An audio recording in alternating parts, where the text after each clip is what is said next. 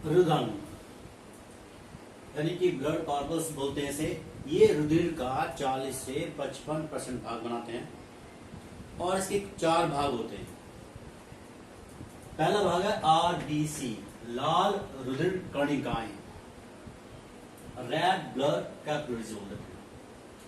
अब इसमें आरबीसी में जो मेन चीज है वो है, सबसे पहले आरबीसी का जो जीवन काल होता है वो 120 दिन होता है। 120 दिन के बाद ये टूट जाती है और इसके बाद जो इसमें हीमोग्लोबिन बचता है वो प्लाज्मा में घुल जाता है। इसमें हीमोग्लोबिन होता है। हीमोग्लोबिन ये 2 वर्ड से भी बना है, हीमो प्लस ग्लोबिन। ग्लोबिन एक प्रोटीन है और हीमो है आयरन। तो ये अकार्बनिक और कार्बनिक 2 प्रकार के पदार्थों से मिलकर बना होता है। अब इसमें हीमोग्लोबिन होता है। अब ये हीमोग्लोबिन अगर इसके साथ ऑक्सीजन जुड़ जाए, हीमोग्लोबिन के साथ ऑक्सीजन जुड़ जाए तो इसे कहते हैं ऑक्सीकृत अवस्था, और इस अवस्था में इसका रंग लाल हो जाता है। अगर ऑक्सीजन नहीं जुड़ी हुई है तो इसे कहते हैं अनऑक्सीकृत अवस्था। इस अवस्था में ये रंगहीन होता है, इसमें कोई रंग नहीं होता। इनका निर्माण यानी आरबीसी का निर्माण जन्म से पहले यकृत या पीला जो होता है उसके द्वारा होता है, यानी मोस्टली ये यकृत के द्वारा बनता है। और जैसे जन्म के बाद वयस्क होता है तो इसका जो निर्माण है अस्थि मज्जा से होता है। तो ब्लड का निर्माण यानी कि आरबीसी का निर्माण जन्म से पहले उसमें लीवर पार्टिसिपेट कर रहा है फॉर्मेशन में, और उसके बाद अस्थि मज्जा। आरबीसी में केंद्रक नहीं होता, लेकिन 2 एनिमल कैमल और लिमा इन्हें छोड़कर बाकी किसी की भी आरबीसी में केंद्रक नहीं होता। साथ में ईआर एंडोप्लाज्मिक रेटिकुलम बोलते हैं इसे, राइबोसोम, गोल्गी काया, माइटोकॉन्ड्रिया भी इसमें नहीं होती। आरबीसी चमकीले होते हैं, उभय यानी जो उभयावतल होता है, एक अवतल का होता है, चपटस, इस तरह चपटस जैसी आकृति होती है, दब सा जाता है नीचे को, तो उसे उभयावतल बोल देते हैं। तो ये चमकीले होते हैं, उभयावतल होते हैं।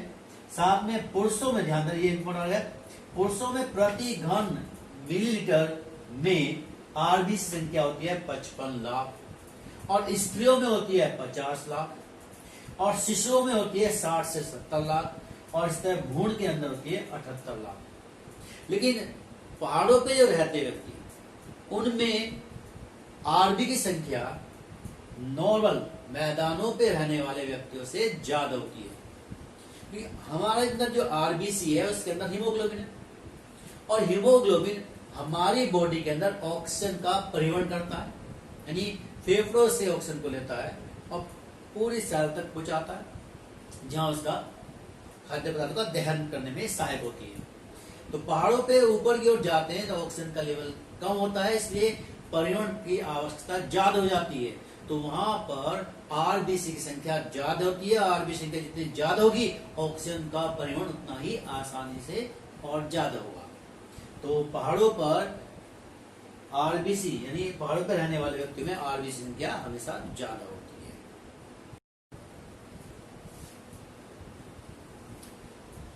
दूसरा भाग डब्ल्यूबीसी। हमारे शरीर में प्रतिरोधक क्षमता बढ़ाने में सबसे ज्यादा इंपॉर्टेंट जो रोल होता है वो डब्ल्यूबीसी का होता है। आजकल वैसे ही कोरोना वायरस चल रहा है और कहते हैं प्रतिरोधक क्षमता जितनी अच्छी होगी उसका प्रभाव उतना ही कम होगा कोरोना का। अब आता है डब्ल्यूबीसी, श्वेत रक्त कणिकाएं। ये रंगीन होती हैं और इनमें केंद्रक होता है। आरबीसी में केंद्रक नहीं होता, 2 को छोड़कर, ऊतकों और लिम्बा को, जबकि यहाँ केंद्रक होता है। इसका आकार आरबीसी से छोटा होता है। ये आरबीसी जो कणिकाएं हैं उनको वो आकार में बड़ी होती है डब्ल्यूबीसी से। इनकी आकृति अमीबा जैसी होती है, अर्थात बदलती रहती है। जैसे अमीबा की आकृति बदलती रहती है, ऐसी डब्ल्यूबीसी की भी आकृति बदलती रहती है। और आरबीसी का निर्माण यकृत में, प्लीहा में और साथ में अस्थि मज्जा होता था। इसका रंग प्लीहा में होता है, बाकी कहीं नहीं होता। डब्ल्यूबीसी प्रतिरोध क्षमता को बढ़ाती है, हमारे शरीर की प्रतिरोध क्षमता को यही कंट्रोल करती है। इसकी संख्या आरबीसी तुलना में बहुत कम होती है, यानी 1000 आरबीसी पर 2 डब्ल्यूबीसी होती है। और ये दो प्रकार की होती हैं, ये गैल्यूसाइट्स होती है और अगैल्यूसाइट्स होती है। गैल्यूसाइट जो है वो कितने प्रकार की, 3 प्रकार की होती है, न्यूट्रोफिल्स और बेसोफिल्स और एसिडोफिल्स। न्यूट्रोफिल्स जो है वो सूक्ष्म जीवों को नष्ट करती है।